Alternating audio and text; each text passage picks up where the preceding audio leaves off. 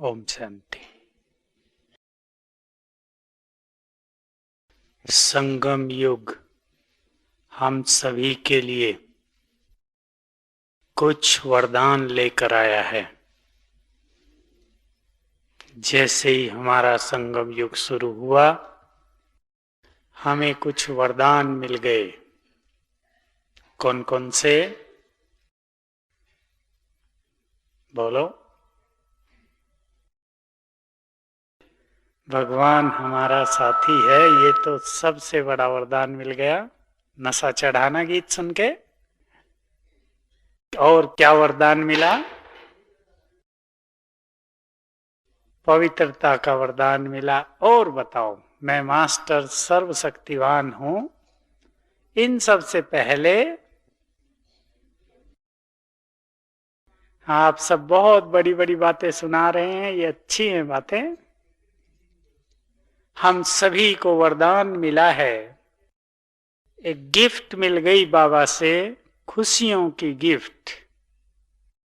बाबा आया और हमारा जीवन खुशियों से खिलने लगा। खुशी से पहले मनुष्य के जीवन में आती है शांति। पहले हमें शांति हुई और फिर जीवन खुशियों से भरने लगा। खुशियों के बाद जब जीवन में शांति और खुशी दोनों आ जाती हैं, तो पवित्रता की स्थिति बढ़ने लगती है। और पवित्रता के साथ बाबा से कई और वरदान मिल गए जो पवित्रता से जुड़े हुए हैं। आज विशेष रूप से हम एक विषय पर चर्चा करेंगे, जीवन में अधिक से अधिक खुशी कैसे रहे। हम बीज बो रहे हैं संगम युग पर, और बहुत अच्छा हो कि हम अपने मन में खुशियों के बीज बो लें। आज बाबा की मुरली में था सवेरे, विस्तार हो गया है मनुष्य के पास, और विस्तार भी बहुत अधिक है विकारों का।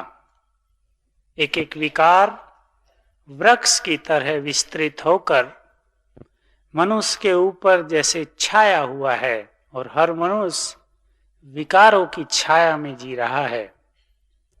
हम सभी को अब खुशियों से अपने जीवन को भरपूर करना है। खुशी आ गई है हमारे पास चलकर। क्यों मनुष्य की खुशी नष्ट होती है, और खुशी को सदा कायम कैसे रखा जाए, इस पर आप सभी विचार करेंगे। जब आप यहाँ मधुबन की यात्रा में आते हैं, तो ये समय हर आत्मा को विशेष रूप से स्वचिंतन करने के लिए मिलता है। बाहर अपने गृहस्थ और धंधों में रहते हुए मन और बुद्धि इतनी फ्री नहीं होती जो अच्छे विचार उसमें चलें सदा, जो स्वचिंतन हो, जो मनुष्य अपने अंदर झांक कर देख सके कि मैं कहाँ हूं और मैं क्या हूं। यहां आकर इस माहौल में स्वचिंतन का चांस मिलता है। इसलिए हर एक आत्मा स्वचिंतन की ओर अपने को ले चले। बाबा ने अभी लास्ट अव्यक्त मुरली में स्वचिंतन की ओर इशारा भी किया है। स्वचिंतन अर्थात अपनी सूक्ष्म से सूक्ष्म कमजोरियों को जानकर उन्हें निकालना, परिवर्तन करना। इसी की यादगार में भक्ति में स्वाध्याय चला आता है। लंबे सालों से, युगों से लोग एकांत में चिंतन करके अपना अध्ययन करते हैं, मेरे अंदर क्या क्या कमियां हैं और उन्हें कैसे निकाला जाए। तो इस संगम युग पर हम सबको खुशी की सौगात मिली है, वरदान मिला है। बाबा की मुरलियों में हमने सुना है कि वरदानों को बढ़ाना, वरदानों का लाभ उठाना, ये कुछ बच्चे जानते हैं, कुछ नहीं जानते। इसको सीधे से रूप से यहां समझा जा सकता है खुशी हम सबको वरदान के रूप में मिली है, लेकिन कोई अपनी खुशी को कायम रखना जानते हैं, कोई खुशी को बढ़ाना जानते हैं और किसी की खुशी नष्ट होती रहती है। संसार में भी देखने में आता है और ब्राह्मणों के बीच भी देखने में आता है कि कई आत्माएं जैसे जैसे विवेक बढ़ा, ज्ञान बढ़ा, खुशी बढ़नी चाहिए, पर कुछ गलत चिंतन से खुशी नष्ट करते हैं। दुनिया में जैसे आपने बहुत लोग देखे होंगे, मैं हंसी में एक बात कहता हूं कि इस संसार में बुद्धिमान लोग ज्यादा परेशान हैं ऐसा? जो मीडियम बुद्धि वाले हैं वो ठीक ठाक हैं, जो ज्यादा बुद्धिमान हैं वो बहुत परेशान रहते हैं। क्यों रहते हैं? क्योंकि उन्होंने अपनी ज्यादा बुद्धि का प्रयोग ज्यादा चिंतन के रूप में कर लिया है, ज्यादा सोचते हैं। और ज्यादा सोचना अब कलयुग के अंतिम समय में एक बहुत बड़ा अभिश्राप है। जिसको ज्यादा सोचने की आदत लग गई, उसका जीवन जैसे गया, तनाव में, खुशी नष्ट, शांति विनष्ट और सदा ही चिंताओं में मगन आत्मा।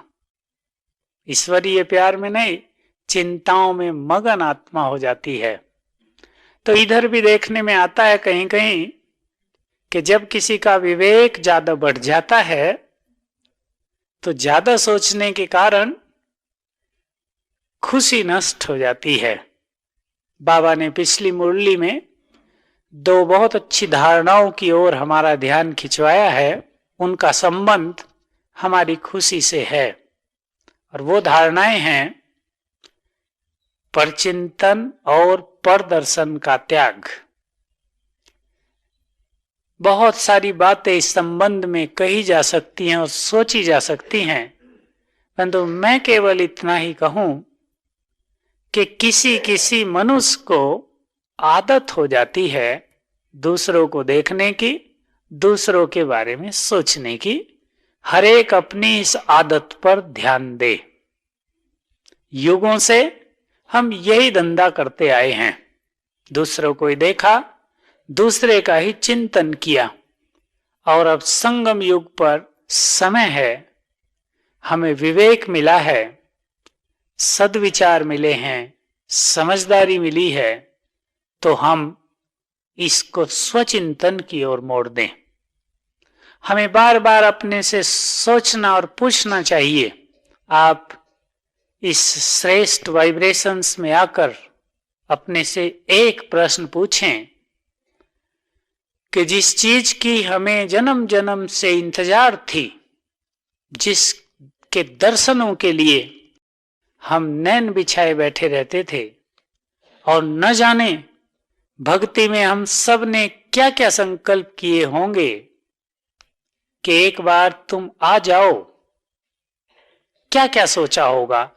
आप अपने मन में एक चित्र बनाओ कि अब से 200 साल पहले हम सभी चिंतन किया करते होंगे, कल्पनाएं किया करते होंगे कि अगर भगवान फिर कभी इस धरती पर आ जाए और हमारी भी उससे मुलाकात हो जाए तो कितना सुंदर हो।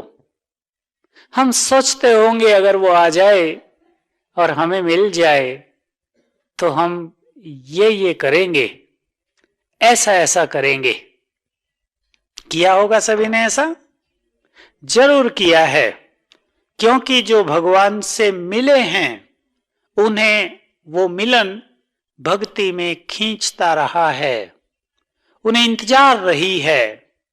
भले ही फिलोसॉफी ने, आचार्यों ने, भिन्न भिन्न सिद्धांतों ने कुछ भी कहा हो, किसी ने कहा हो भगवान आता नहीं है, किसी ने कहा होगा भगवान अवतार नहीं लेता, किसी ने कुछ, लेकिन जिन्होंने संगम युग पर ईश्वरीय मिलन का सुख देखा है, उनको वो सुख आकर्षित करता रहा है भक्ति मार्ग में, और आत्माएं उसकी प्यासी रही हैं, उसके लिए सब कुछ छोड़ने के लिए तैयार रही हैं। तो अब वो सुखद समय हम सबके सामने है। इंतजार पूरी हो गई सभी की, खोज भी पूरी हो गई, भटकन भी पूरी हो गई। तो अब अपने से बातें करनी है कि इतना श्रेष्ठ चांद समय मिला है, न जाने हमारे कौन से पुण्य उदय हुए हैं कि हम भगवान के पास आ गए हैं। और सबसे बड़ी बात, जिसने हम सभी को बहुत खुशी दे दी और जिसने हमारी चिंताएं हर ली, जिसने हमारे बोझ उतार दिए, जिसने हमारी पूरी जन्म जन्म की इस यात्रा की थकान मिटा दी, वो क्या थी? बाबा ने आते ही हमें कहा, क्या कहा बाबा ने आते ही हमें? बोलो, क्या कहा? जो थकान मिट गई, चिंताएं हरी गई। भगवान का एक एक बोल आत्माओं के कष्ट हर लेता है। आते ही उसने कहा, पहले तो कहा बच्चे, मेरे बच्चे, मेरे बच्चे। देखो इस मेरे शब्द में क्या क्या भरा हुआ है। भगवान सामने खड़ा होकर कह दे तुम मेरे हो, तो ये कितने बड़े नशे की, खुशी की और गर्व की बात है कि जिसके दर्शनों की हमें प्यास थी, वो हमें आके कहता है तुम तो मेरे हो। और दूसरी बात उसने कही, मैं भी तुम्हारा हूं।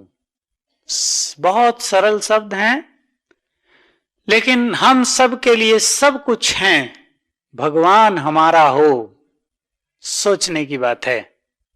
न केवल भगवान हमारा साथी है, साथी तो रास्ते चलते कई मिल जाते हैं। स्थूल यात्राओं में भी हम चलते हैं तो कई हमारे साथी हो जाते हैं, थोड़ी थोड़ी मित्रता हो जाती है, एक एक दो दो दिन की भी। लेकिन जो हमारा साथी बना है वो हमारा हो तो उसका सुख कुछ और है। भगवान हमारा है। हम जरा इस चिंतन में डूबने की कोशिश करें, हम उसके और वो हमारा। कहां हमें केवल दर्शनों की तलाश, इंतजार।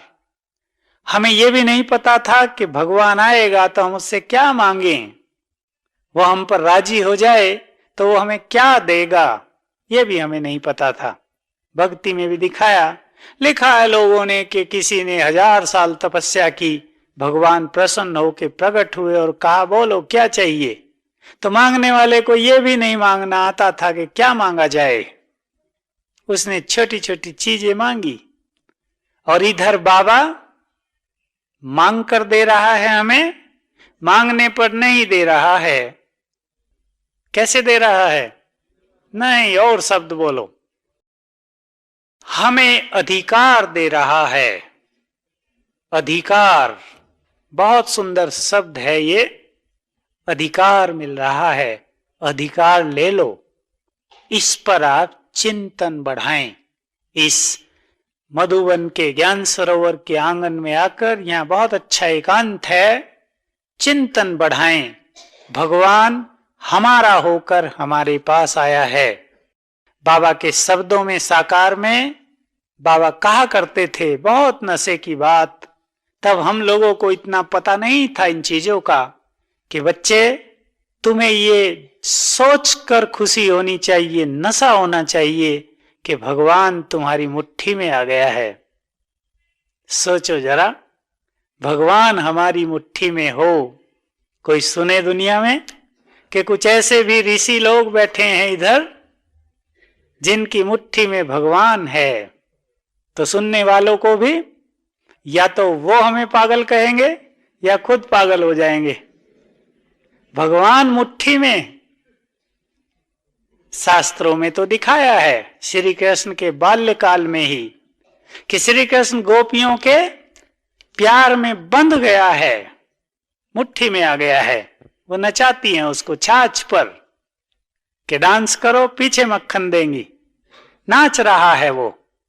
एक बात और मुझे ज्ञान की याद आ गई यहीं पर, जब बाहर के लोगों को हम ये कहते हैं कि भला भगवान इस तरह कैसे नाचता होगा, या जब हम ये कहते हैं कि सीता के विलाप में राम रो रहा था, पशु पक्षी पेड़ पत्तों से पूछता फिर रहा था कि मेरी सीता कहाँ है, तो भला क्या ये भगवान के लिए संभव है?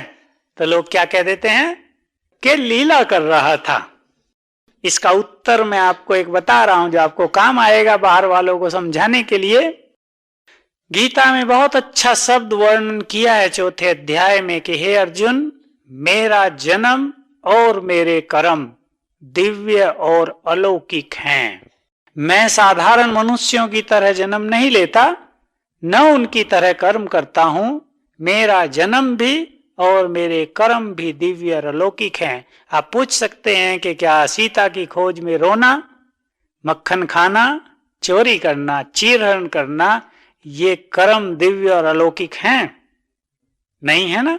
सब मानेंगे तो मनुष्यों के कर्म हैं, अलौकिक नहीं हैं। तो इस तरह बाबा को हम सभी अपने प्यार में बांध लेते हैं, और इस संगम युग पर सबसे श्रेष्ठ विवेक, सबसे सुंदर समझदारी इसी बात में है कि हम इस समय का संपूर्ण लाभ उठाएं। भगवान हमारा बनकर हमारे हाथ में है, सब कुछ देने के लिए तैयार बैठा है, ऑफर कर रहा है कि आओ और जो चाहे ले लो। तो हमारा क्या कर्तव्य है? हमारा क्या कर्तव्य है? सोचना है अच्छी तरह से हमें क्या कर लेना चाहिए संगम युग पर। मैं आपको अगर और खुले शब्दों में कहूं तो ऐसे कहा जा सकता है कि भगवान हमारा है केवल 5 साल के लिए, इसके बाद नहीं। केवल 5 साल के लिए भगवान हमारा है। तो क्या करना चाहिए हमें, ये हर एक सोच ले। भगवान हमारा है, उससे अगर हमें सब कुछ प्राप्त करना है तो सबसे पहली चीज, और एक बहुत अच्छी और बड़ी चीज है, कि हम सभी ने अपने अपने जो विस्तार बहुत कर लिए हैं उनको समेट लेना चाहिए। मनुष्य ने अपना विस्तार करके स्वयं को एक जाल में उलझा रखा है, और मनुष्य ने ये मान लिया है कि अब इस जाल से निकलना संभव ही नहीं है। किसी का बड़ा परिवार हो, एक व्यक्ति कमाने वाला हो, वो सोचेगा अब कोई तरीका ही नहीं है इसको समेटने का, क्योंकि 10 लोगों की पालना करनी है। तो धंधों का विस्तार किया हुआ है, संबंधों का बहुत ज्यादा विस्तार है, और सबसे बुरा विस्तार है मनुष्य के अपने ही संकल्पों का। विकारों का भी बहुत विस्तार है, लेकिन जो बहुत भयानक विस्तार है जिससे मनुष्य परेशान होता है वो है अपने व्यर्थ के संकल्पों का विस्तार, जिसका कहीं अंत नहीं है। इच्छाओं का भी मनुष्य के पास बहुत विस्तार है, तृष्णा और कामनाओं का भी बहुत विस्तार है। इस विस्तार में मनुष्य उलझा हुआ है, ब्राह्मण भी उलझे हुए हैं। और बुद्धिमान ब्राह्मण वही जो इस संगम युग पर अपने को समेटना जानता हो, जिसको ये पता हो कि जो कुछ हम 2 युगों से करते आए अब वो नहीं करना है। जो कुछ अब हम कर सकते हैं वो 4 युगों तक नहीं कर पाएंगे। ठीक है ना।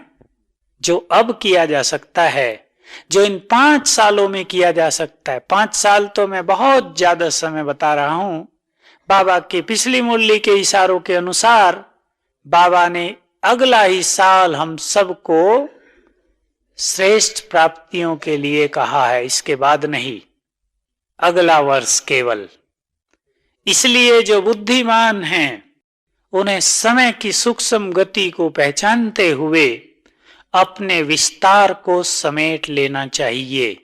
नहीं तो आगे चलकर सोचना पड़ेगा कि जब भगवान सब कुछ देने आया तब हम, हाँ लोग ऐसे ही कहते हैं ना कि जब भगवान ने भाग बांटा तो तुम कहां थे?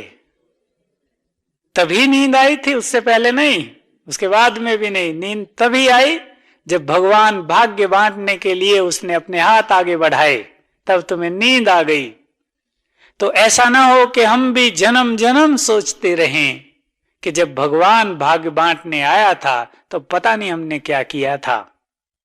अब ऐसा समय है जब अपने को हर तरह की उलझन से निकाल लेना है। कैसे निकालना है?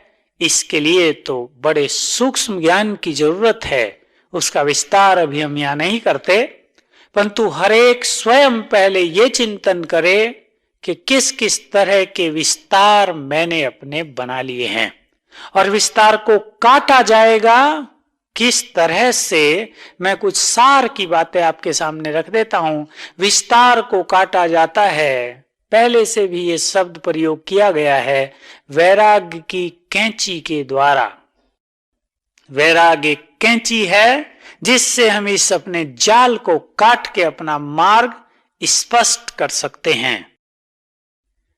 मैं आपके उस प्रश्न का एक शब्द में उत्तर दूं, एक लाइन में, कि जो अपने गृहस्थ की पालना के लिए बहुत उलझे हुए हैं धंधों में, उन्हें किस तरह अपने को समेटना चाहिए। एक बहुत ही सूत्र जैसी बात बाबा ने हमसे सबके सामने रखी है। फॉर्मूला है, वो एसेंस है कि जिनकी स्थिति श्रेष्ठ है उन्हें ये सब साधन सहज प्राप्त होते हैं। जिनकी स्थिति श्रेष्ठ है उन्हें कमाई सहज प्राप्त होती है। जिनकी स्थिति श्रेष्ठ है उनके कार्य सहज सफल होते हैं। इसलिए कमाई के लिए बहुत ज्यादा विस्तार करने की आवश्यकता नहीं। जब हम ये कहते हैं कि अब अलौकिक कमाई का समय है, अब लौकिक कमाई के पीछे न भागो, तो ये बात सुन के तो बहुत अच्छी लगती है, पर ये बात अंदर नहीं जाती, क्योंकि लौकिक कमाई के बिना काम कैसे चलेगा। तो एक श्रेष्ठ स्थिति के द्वारा लौकिक प्राप्तियां भी सहज प्राप्त होने का अनुभव करें। आप देख सकेंगे कि जिन कार्यों में तन मन और धन की शक्तियां बहुत लगाकर भी कम सफलता प्राप्त होती है, अगर श्रेष्ठ स्थिति है तो वही कार्य कम शक्ति लगाकर ज्यादा सफल होंगे। बाबा ने एक बहुत ही रहस्य भरा महावाक्य कभी बोला है कि अगर तुम्हारे जीवन में देख लें, संकल्प ठीक होते ही सब कुछ ठीक हो जाता है। संकल्प बदले और परिस्थिति बदल गई। संकल्प कमजोर तो परिस्थिति बिगड़ती जाएंगी, और संकल्प श्रेष्ठ तो परिस्थितियां बदलती जाएंगी, सहज होता जाएगा जीवन। श्रेष्ठ स्थिति के द्वारा जीवन को सहज बनाने का अनुभव करें। हमने बात शुरू की मेरा बाबा, खुशियों का भंडार।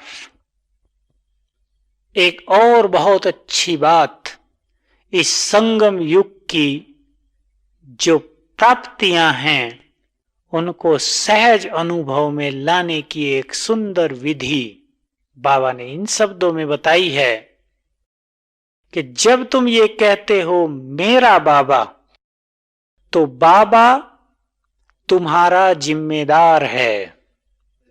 अपनी जिम्मेदारियों का बोझ बाबा को देकर चलो, और विश्वास रखो कि जो बाप सारी दुनिया का बोझ उठाने में समर्थ है, वो अपने बच्चों का भी बोझ उठाता ही है। लेकिन ब्राह्मण आत्माएं भी अपना बोझ बाबा को नहीं दे पाती। क्यों? और बोलो। निश्चय की कमी तो है, लेकिन और क्या एक सूक्ष्म सी बात है जो ये जानते हुए भी कि बाबा हमारा जिम्मेदार है, बोझ हरने आया है, नहीं, एक बहुत अच्छे शब्द का प्रयोग करें अपने जीवन में। हमारी टोटल इस आध्यात्मिक उन्नति में दो ही बातें हैं, मैं और मेरा, यही बाधक हैं। इनको ही त्याग करना हमारा संपूर्ण लक्ष्य हो। इनको त्याग करते ही जीवन निर्मल बन जाता है, हल्का हो जाता है। मैं अर्थात अहम और मेरा अर्थात बोझ, मेरी जिम्मेदारी है, ये मेरा परिवार है। इस मेरे का विस्तार बहुत है। मेरा आते ही बोझ और टेंशन का अनुभव होता है, तनाव आता है, मन में परेशानी होने लगती है। और इस मेरे को सब कुछ तेरा, सब कुछ में जिम्मेदारी भी तेरी, अगर ऐसी भावना अंदर बढ़ा दी जाए, ये बहुत सूक्ष्म भावना की बात है, बहुत गहरी अंडरस्टैंडिंग की बात है। सब कुछ तेरा, तू जिम्मेदार है, तो पता लगेगा, जीवन में अनुभव होगा कि वो हमारे बोझ कैसे हरता जाता है। हम सब जानते हैं कि जिसने भक्ति में भक्तों के भी कार्य संवारे हों, सबने कहानी सुनी है अच्छे अच्छे भक्तों की। नरसिंह मेहता की कहानी प्रसिद्ध है, भात भरने की कहानी सुनी है ना सबने। जो भक्तों के भात भर सकता है, और जो उसके अपने बच्चे हों उनका वो क्या नहीं कर सकता, परंतु बीच में दीवार है, मैं और मेरे की। ये दीवार जब तक नहीं टूटी तब तक इस तरह के अनुभव नहीं हो सकते। तो बाबा को अपना सब कुछ देने का अभ्यास हो। अपने को इतना हल्का कर दिया जाए, इतना समर्पित कर दिया जाए उसके लिए, इतने उसके सुपुर्द कर दो अपने को कि जैसे अपनापन समाप्त हो जाए। इसी की शास्त्रों में इसी के लिए कहा गया है, योगी जब समाधिस्थ होते हैं तो अपने अस्तित्व को संपूर्ण रूप से भूल जाते हैं। ये स्थिति है प्रैक्टिकल की कि हम इस मैं और मेरे को इतना समर्पित कर दें कि इनका अस्तित्व तक लोप हो जाए। भूलने लगे हमें कि मेरा भी कुछ है क्या, और यही स्थिति संपूर्णता को लाएगी। इसके बिना आत्मा उलझी ही रहेगी। बाबा ने बहुत अच्छे उत्तर दिए हैं मुरलियों में। 3-4 साल पहले अव्यक्त मुरली चलाते हुए बाबा ने एक बहुत ही अच्छी बात कही है। साकार से वो बात कहते आए हैं बाबा कि जो बच्चे अपने भंडारे को बाबा का भंडारा समझते हैं, उनके भंडारे सदा भरपूर, और जो मेरा भंडारा है ऐसा समझते हैं, उनको भंडारे भरपूर करने में बहुत मेहनत करनी पड़ती है। तो बाबा से किसी ने संकल्प से ही प्रश्न किया होगा, अब से 4 साल पहले बाबा मुरली चला रहे थे कि तुम्हारी भंडारी और भंडारे दोनों भरपूर रहें अगर तुम इनको बाबा का समझो। तो किसी ने प्रश्न किया, हाँ, बाबा ने इसमें आगे कहा कि तुम्हारी जो भी आवश्यकताएं होंगी वो सब समय पर पूर्ण होती रहेंगी, तुम्हें कोई कमी नहीं पड़ेगी। भले ही तुम करोड़पति नहीं बनोगे, लेकिन जितनी तुम्हारी आवश्यकताएं हैं वो सब पूरी होती जाएंगी। तो किसी ने संकल्प किया होगा कि बाबा हम तो ज्ञान में अकेले हैं, लेकिन हमारे पीछे जो लश्कर है ना, सबके पीछे एक एक। तो बाबा ने कहा तुम्हारी और तुम्हारे पीछे वालों की सब की आवश्यकताएं पूर्ण होती जाएंगी। बोलो, इससे ज्यादा भगवान हमारे सामने बैठकर और क्या कहे हमें। जो कह रहा हो सामने बैठकर कि तुम्हें कुछ परेशान होने की जरूरत नहीं। मैं जो बैठा हूं तुम्हारे लिए, मैं आया ही हूं तुम्हारे लिए। अपने को समर्पित करो मेरे पर, मेरे सहारे जीना सीखो, मेरे भरोसे अपनी जीवन की यात्रा चलाओ, तो तुम्हारा ये सब कुछ खेल बन जाएगा। पर ये सब भूलकर मैं जिम्मेदार हूं, मुझे ये करना है, ये मैं और मेरे की उलझन आत्मा को भारी कर देती है। आप इन बातों पर इस माहौल में चिंतन करें कि कैसे अपने इस जीवन को खेल बनाया जाए। अगले 5 सालों के लिए इस जीवन का संपूर्ण सुख कैसे पाया जाए, और बाबा जो कुछ हमें देने के लिए ऑफर कर रहा है उसको अधिक से अधिक कैसे प्राप्त किया जाए। आप सब समझ ही सकते हैं कितनी बड़ी समझदारी होगी ये कि संगम युग पर हम सब कुछ पहचान कर ये सर्वश्रेष्ठ लॉटरी प्राप्त कर लें। जो कभी नहीं मिलने वाला है वो सब कुछ मिल रहा है। जो जन्म जन्म हमारे काम आएगा उसके बीज हम यहाँ डाल रहे हैं। जितने चाहे वरदान हम बाबा से ले सकते हैं, जितनी चाहे शक्तियां ले सकते हैं, जिस तरह के भाग्य के बीज बोना चाहें बो सकते हैं, जो भक्ति में भी हमारे साथ चलेंगे। तो समझदार बनकर अपने जीवन को हर तरह की उलझन से निकालते हुए, उलझन बाबा के हवाले करते हुए अपने को निकालते चलना है। और उसमें सबसे बड़ा काम करेगी ज्यादा सोचने की आदत न हो। ज्यादा सोच सोचकर मनुष्य अपनी उलझन बढ़ा लेता है। ज्यादा सोच सोचकर वो परिस्थितियों को भयंकर बना लेता है। परिस्थिति भयंकर होती नहीं, सोच सोचकर भयंकर दिखाई देती हैं। सोचना बंद कर दो तो लगेगा परिस्थिति कुछ नहीं है, हम बहुत शक्तिशाली हैं। दूसरी चीज जो मनुष्य को उसके विस्तार को समेटने में मदद करेगी वो है व्यर्थ की इच्छाओं का त्याग।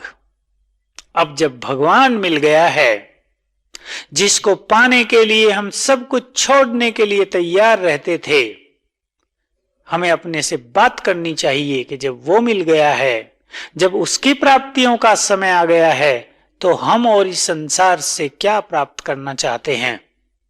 क्यों हम भटकते हैं इस संसार की तृष्णाओं के पीछे। बाबा ने दूसरी मुरली में लगाव की पर जो मुरली चली है, एक बहुत अच्छी लाइन बोली है। सभी को बहुत गहराई से उस पर विचार करना चाहिए और अपने जीवन से जोड़कर देखना चाहिए। वो है कि कई मनुष्यों की अपनी इच्छाओं से भी बहुत लगाव होता है। इच्छाओं में आसक्ति, कि जो कुछ मुझे इच्छा है, जो मैं चाहता हूं वो होना ही चाहिए, वो नहीं होता तो डिस्टरबेंस होता है। इसलिए व्यर्थ की इच्छाओं को समेट लेना। संसार में कंपटीशन बहुत बढ़ रहा है। साइंस के द्वारा नई नई खोज की जाती हैं, रोज चीजें बाजार में दिखाई देती हैं। आपके बच्चे आपको आकर कहते हैं मम्मी ये चीज आई है, ये हमें चाहिए। पड़ोसियों के पास इस तरह की टीवी आ गई है, हमें भी चाहिए। फलानी चीज आ गई है, ये हमें भी चाहिए। कंपटीशन बढ़ रहा है, इच्छाएं बढ़ रही हैं, आवश्यकता नहीं, इच्छाएं बढ़ रही हैं। और ये चीजें मनुष्य को सुख नहीं दे रही, विनाश की ओर ले जा रही हैं। जो साइकोलॉजिस्ट हैं, जो सोशोलॉजिस्ट हैं, जो अच्छी तरह चिंतन करते हैं, वो सोच रहे हैं कि ये टीवी और ये समाज में बढ़ते हुए विज्ञान के आविष्कार ये समाज को विनाश की ओर ले जा रहे हैं। मनुष्य का बौद्धिक विनाश कर रहे हैं। विकास के नाम पर विनाश हो रहा है। तो ये सब जानते हुए इन व्यर्थ की इच्छाओं को समेटना है। जो समेट लेंगे वो बहुत सुखी होंगे, उनका जीवन खुशियों का भंडार बन जाएगा। हमारी खुशी एक और बात पर निर्भर करती है, वो है जिसमें मनुष्य बहुत उलझा रहता है और जिसका कभी कभी मनुष्य को आभास भी नहीं होता कि यह भी कमजोरी कोई उसके पास काम कर रही है क्या, और वो है कामनाएं। इच्छाओं की चर्चा हमने थोड़े से में की है, विस्तार आप जानते हैं। इच्छाएं कोई छुपी हुई चीज नहीं है, सब जानते हैं कि इच्छाएं कभी समाप्त नहीं होती, तृप्त नहीं होती, और इनसे मनुष्यों को सच्चा सुख नहीं मिलता। कामनाएं, कामनाओं का अर्थ है मनुष्यों से कुछ चाहना। वस्तुओं की चाहना इच्छाओं में आती है, और कामनाएं, एक्सपेक्टेशंस, मनुष्यों से कुछ चाहना। ये मनुष्य मुझसे ऐसा व्यवहार करे, मैंने इसको समय पर सहयोग दिया है, ये मुझे सहयोग दे, ये कम से कम मेरा उपकार माने, ये कम से कम मेरी महिमा तो करे, ये कम से कम 4 लोगों के बीच तो बताए कि भाई इसने मुझे बहुत मदद की है, मैंने इसकी समय पर इतनी मदद की है। ये कभी भी उसका एहसान नहीं मानता। माँ बाप बच्चों के लिए सोचते हैं हमने इनको जन्म दिया, बड़ा किया, पढ़ाया लिखाया, अब हम बूढ़े हो गए, ये हमें देखते भी नहीं है, पूछते भी नहीं है। तो कहीं स्नेह की कामना है, कहीं सम्मान की कामना है, कहीं सहयोग की कामना है, कहीं उपकार माना जाए इसकी कामना है। इस तरह मनुष्य का जीवन कामनाओं से भरपूर होकर चलता है। और कामनाएं क्या करती हैं? खुशी को नष्ट कर देती हैं, क्योंकि कोई भी मनुष्य दूसरों की कामनाएं पूर्ण करने में समर्थ नहीं है। यह है, मैं 10 लोगों से कामना रखता हूं, या मेरे से 10 लोग कामना रखते हैं कि मैं ऐसा ऐसा करूं। अगर मैं चुप रहता हूं तो एक व्यक्ति कहता है बहुत अच्छा चुप रहता है व्यक्ति, दूसरा कहेगा क्या चुप रहता है, बहुत सीरियस है, हंस बहल के रहना चाहिए। मैं हंस बहलता हूं तो दूसरा व्यक्ति कहने लगता है कि ये योगियों के लक्षण थोड़ा ही हंसना बहलना, योगी को अंतर्मुखी होना चाहिए। तो आप किस किस को सेटिस्फाई करेंगे? वो गधे की और उसकी कहानी दिखाते हैं ना, 2 बाप और बच्चे गधे पर जा रहे थे। तो ऐसे मनुष्यों की कामनाओं को सेटिस्फाई करना ये संभव नहीं है। जब हम भी दूसरों की कामनाओं को संतुष्ट नहीं कर सकते तो हम ये कामना क्यों करते हैं कि दूसरे हमारी कामनाओं के अनुसार ही कार्य करेंगे।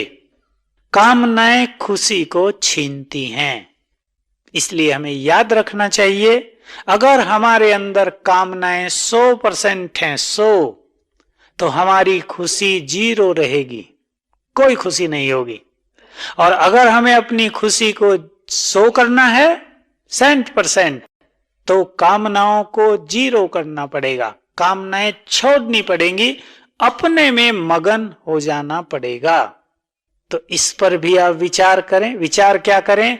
अपने को देख लें। हमारे मन में परिवार के लोगों से ही क्या क्या कामना है। जो आपका फील्ड है, जहां आप कार्य करते हैं, वहां दूसरे लोगों से आप क्या एक्सपेक्ट करते हैं, क्या कामना करते हैं, और कामनाएं पूरी न होने पे स्थिति क्या रहती है। हमने एक स्टूडेंट को देखा पीछे, अभी पिछले साल, उसका एक केस था। माँ बाप दोनों डॉक्टर, अपने लड़के को डॉक्टर बनाना चाहते थे। कंपटीशन हुआ 91% पर, 91% वाले चुन लिए गए और उसकी परसेंटेज थी 90। और ये देखकर कि उसकी 90% मार्क्स आए हैं, वो इतना डिप्रेस हुआ, इतना उदास हुआ कि उसके मन पर बुरा असर आ गया, पेशेंट बन गया। उसे कोई खुशी नहीं कि उसके 90% मार्क्स आए हैं। अपने कॉलेज में उसके सबसे ज्यादा नंबर थे।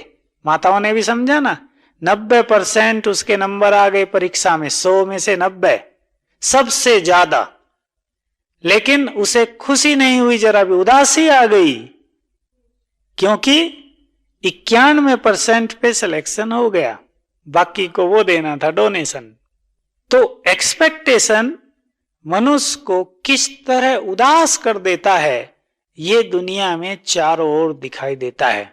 हम कामना रखते हैं, आपने बिजनेस किया, कामना रखी, भाई आज हमें इतने पैसों का प्रॉफिट होना चाहिए और थोड़ा कम हो गया, हुआ तो बहुत, या पड़ोसी को थोड़ा ज्यादा हो गया, तो अपनी खुशी नष्ट हो जाएगी। मनुष्य उसमें संतुष्ट नहीं होता जो उसे खुद मिलता है, दूसरी चीजों को देखकर वो उदास हो जाता है। तो अपनी कामनाओं का भी अध्ययन कर लें, स्वचिंतन कर लें, और समय है एक ही कामना रखनी चाहिए। क्या बाबा है ये कामना थोड़ा है, वो तो है कामना। क्या बोलो, क्या कामना रखनी चाहिए?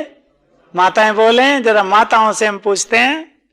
बाबा ने बहुत अच्छे संकल्प पीछे दिए कि अगर किसी को कामना रखनी है, अगर कंपटीशन रखना है, अगर रीस करनी है, तो ये करो कि बाप समान बनने में सबसे पहले नंबर ले लें, संपूर्ण सबसे पहले बन जाएं, बाबा से अधिक प्राप्ति कर लें, संसार में सबसे अधिक शक्तिशाली बन जाएं, सबसे पहले विजयी रतन बन जाएं। ये कामना करो तो आत्मा शक्तिशाली बन जाएगी।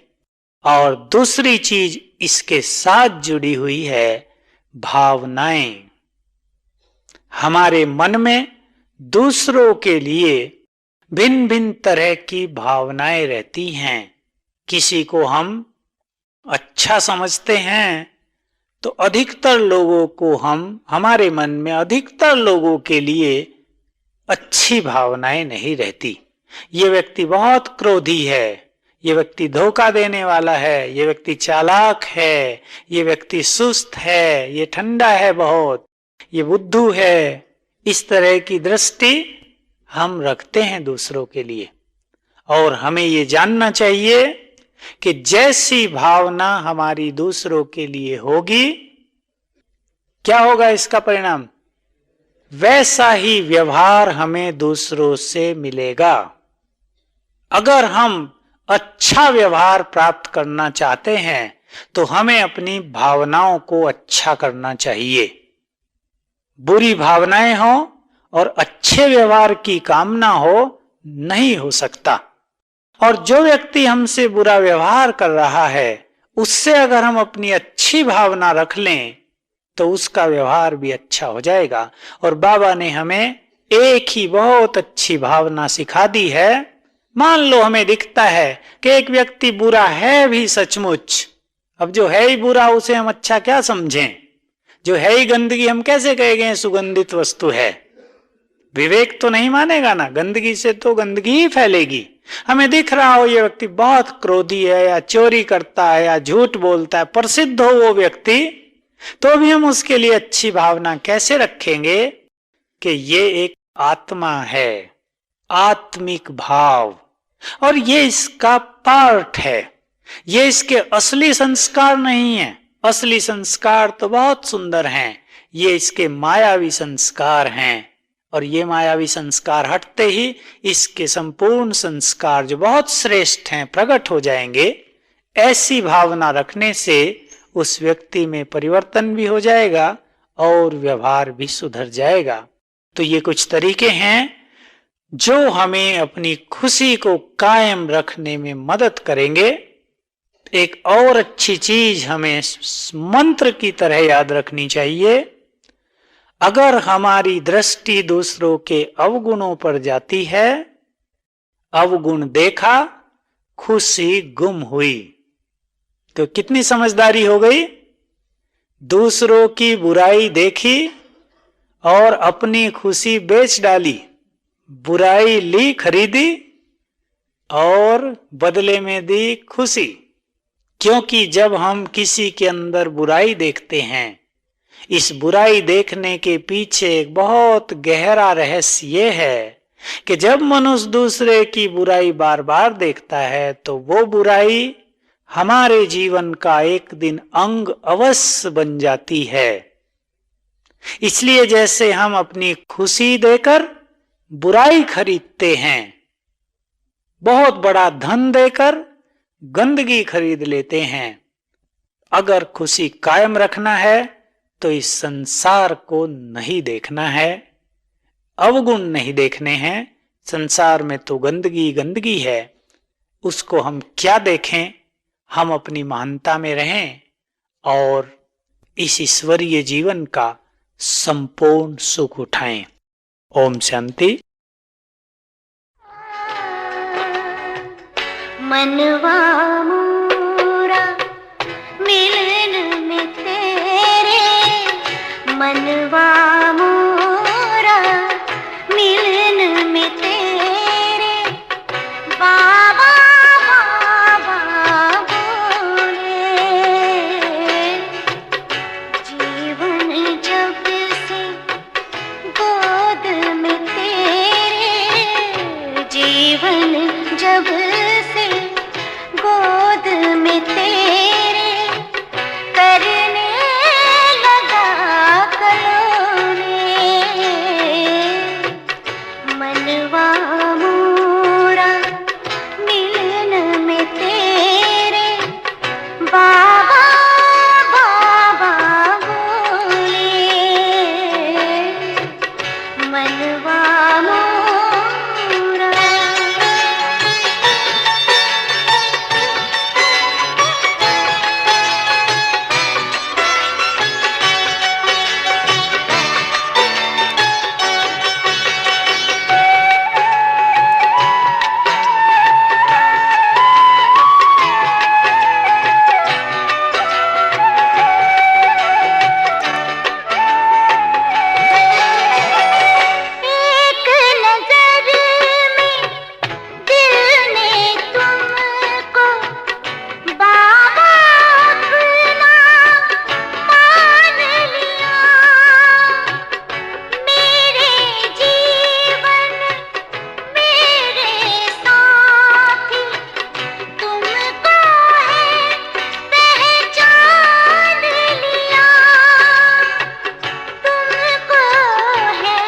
पहचान लिया, इन आँखों